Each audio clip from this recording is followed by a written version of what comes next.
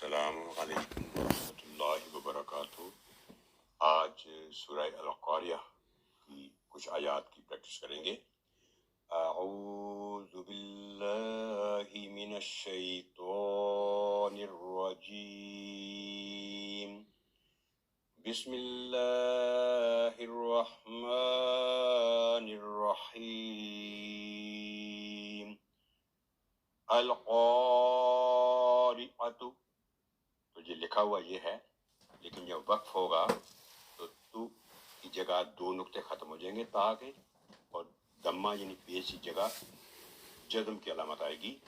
القاریہ،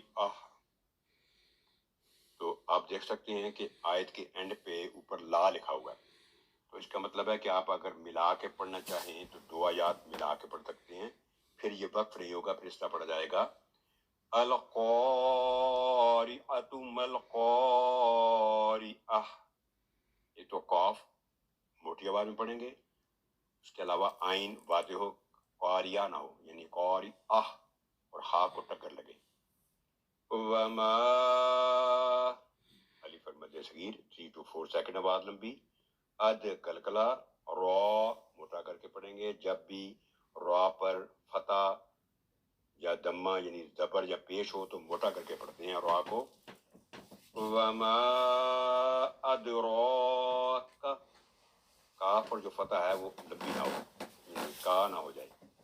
وما ادراک ما القاریہ، یوم یکون الناس، کیونکہ نون پر تشدید ہے تو ہمیشہ جب بھی نون یا میم پر تشدید ہو تو 2 سیکنڈ ہولڈ کر کے اس پر غنہ کرتے ہوئے پڑھتے ہیں۔ یکون الناس کالفراش المبثوث وتکون الجبال